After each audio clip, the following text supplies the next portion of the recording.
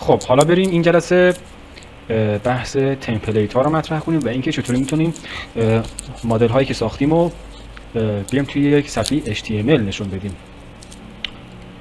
این پوشه تمپلیتی که مشاهده میکنید همون تمپلیتیه که اولی که داشتیم پروژه رو میساختیم اینجا از ما سوال کرد که اسمش چی باشه و توی خود ستینگ پروژه هم مای سایت اینجا آورده شده که هر چیزی که داشتیم موارد بیس پروژمون توی base.underline.ir و templates اینجا ذخیره بشه.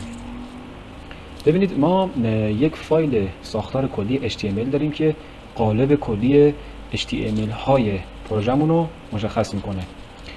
چطور؟ ما باید توی فایل templates، توی پوشه templates یک فایل base.html ایجاد کنیم که استراکچر و ساختار کلی HTML ها رو توش نشون بده که مثلا هر چی که داشتیم بیاد توی بادی اینجا قرار بگیره. ببینید منظورم اینطوریه، ما با یک استفاده از این دستور یک بلاک ایجاد میکنیم به نام بلاک مثلا کانتنت. هر چی که داشتیم در سایر HTML ها از این قالب پیروی میکنه و تو این قالب ریخته میشه. من اگه اینجا الان یه دونه HTML دیگه با نام هوم ایجاد کنم و به شرطی که بالا بنویسم آقا اکستند بشه از base.html هم، حالا اینجا همون قالب همین بلاک کانتنت رو بیارم ولی دیگه اینجا خالی نباشه، توش محتویات بریزم. حالا بیام توی ویوی هومم آن مدل هایی که تو آرتیکل ساختم و میخوام اینجا نشون بدم. این مدل ها رو، این مدل آرتیکل رو میخوام بیام تو ویوی هومم. پس بعد مدل آرتیکل رو اینجا ایمپورتش کنم. from article models import article. اینجا با استفاده از یک کلاس پایتونی اینجا محتویات جلسه قبلی که همون HTTP response و اینها بود رو پاک کردم و حالا براتون می‌نویسم. یه دفی تعریف می‌کنم، دف هوم که یک ریکوئستی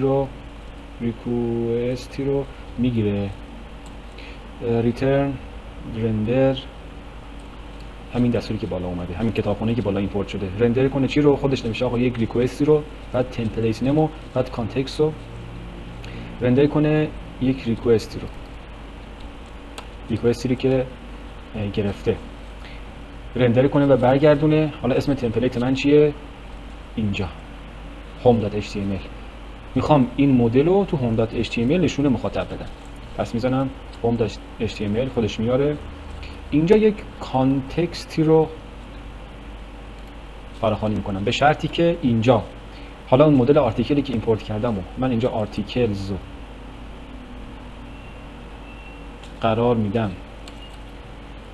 میزنم آرتیکل objects all. یعنی چی؟ یعنی آقا تمام آرتیکل ها رو برای من بگیر و بیا بریز تو آرتیکلز. هر چی مدل آرتیکل ساخته شده، n تا مدل ساخته شده دیگه با input تایتل و کانتنت، اینا رو بردار بیا بریز همشو توی آرتیکلز. حالا جلسات بعدی راجع به این انتخاب هایی که اینجا وجود داره مثل all، مثل get، مثل فیلتر صحبت میکنیم.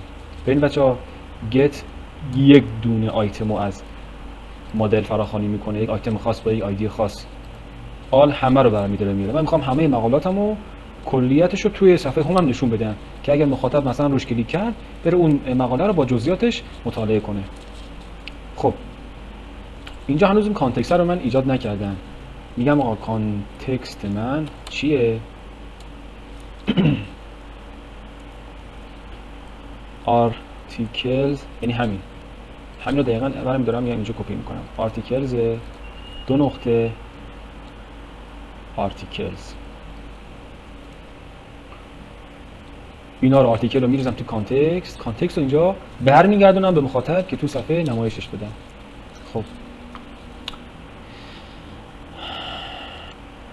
حالا میام تو هومم، اینجا جنگو این قابلیت رو برای من ایجاد کرده که بتونم به صورت لیستوار اون مقالات و عنوانهاشو اینجا به وجود بیارم با استفاده دستور for، حلقه for به این شکل.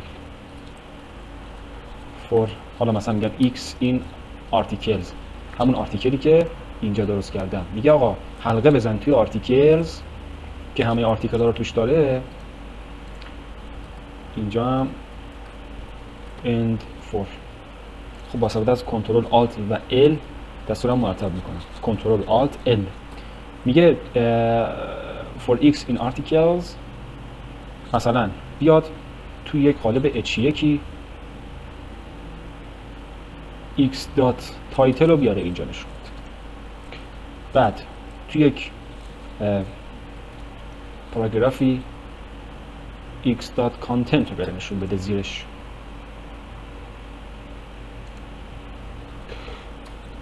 و بعدش هم یه دونه hr بزنه به یه دونه r. خب ببینیم چی شد. تایتل 1 this is و تایتل 2 و عنوانش به همین شکل. ما تونستیم مدل هامونو داخل هوم HTML من نشون بدم با استفاده از حلقه for و به این شکل داشته باشیم.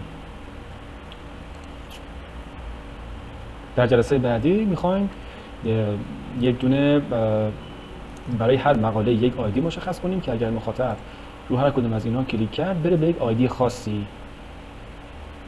با من همراه باشید.